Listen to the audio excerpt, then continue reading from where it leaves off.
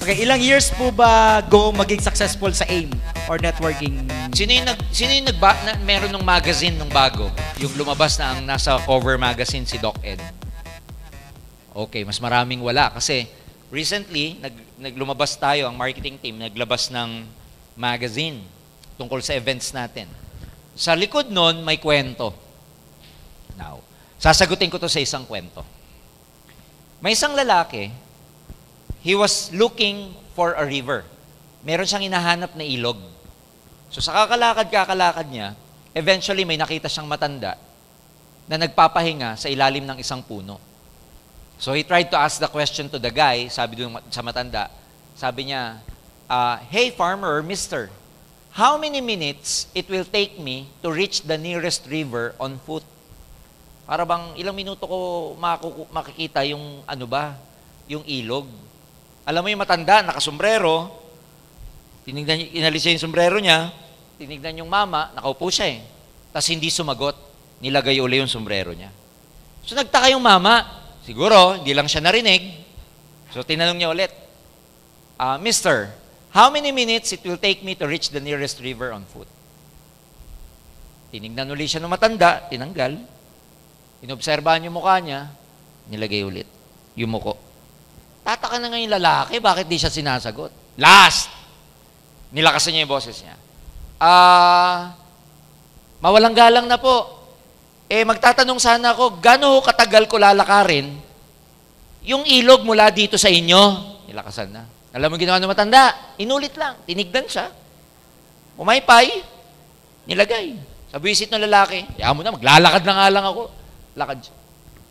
Nung nakakalayo na siya, you're about 10 meters, sabi ng matanda, 15 minutes! Nagulat yung lalaki ngayon. Sabi niya, ba't ganun? Balalikan niya yung lalaki, yung matanda. Kanina nung nasa harap niyo ako, hindi niyo sinasagot. Nung medyo nakalayo-layo na ako, saka niyo sinabing 15 minutes, ba't hindi ba kayo sumasagot? Alam mo, sabi ng matanda, mama, hindi ko naman alam kung gaano kakabilis maglakad. Paano ko matatansya? Tama eh. Ha? Depende talaga. Kaya kung ito tanong mo sa akin, hindi ko alam kung gaano kakabilis mag-recruit araw-araw. Correct. Gaano kadaming tao ko mausap araw-araw. Tama eh. Gaano karaming home party, OPP, one-on-one, prospecting, gaano karaming home party, benta, Yes. training ang ginagawa mo araw-araw. Yun. Walang iba makakasagot niyan kundi ikaw lang. Tama eh. Okay ba yan? Sakto. Ang ganda. Wala akong masabi ah. Part-time, full-time, part-time tambay. Diba? Iba-iba. Yeah. Full-time tsaka fulling time. Pulling time. Boyfriend, si girlfriend. Marami, no? Dami. Oh, may Daming sideway, distraction may right, may left. Oo, daming distraction. Left and right lang ang marketing plan. Minsan may pailalim. Pailalim. Ibang marketing plan. Sabi na nga, business. Mayroon naman ginagawa. Monkey business. monkey business. Business na, binibusiness pa. Oh. Ganun talaga. Meron dyan, sir. Nag-iisip sa networking. Minsan, nag-iisip Oo. din mag-abroad. Oo. Nag-iisip din iba. Magtayo ng company. Company.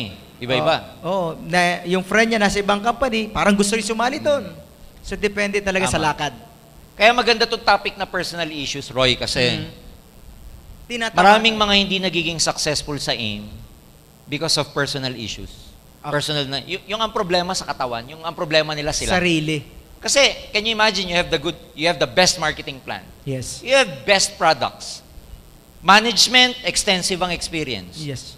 So more or less, a lot of people do not become successful kasi depende na sa individuality, Mhm. sa personality na. Mhm.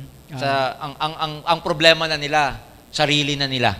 Kasi given na lahat eh. Attitude ulit. Attitude na ulit. Yung sarili na nila, problema nila.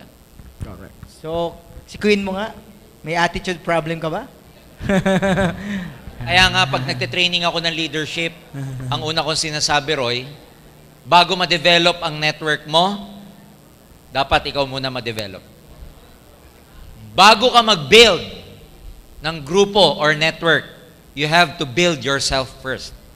Kasi pag ikaw na ang na-build mo, ikaw na yung na-correct mo, ikaw na yung na-develop mo, wala ka nang hindi kayang gawin sa network mo. Puputok na yan. Sabog. Yes!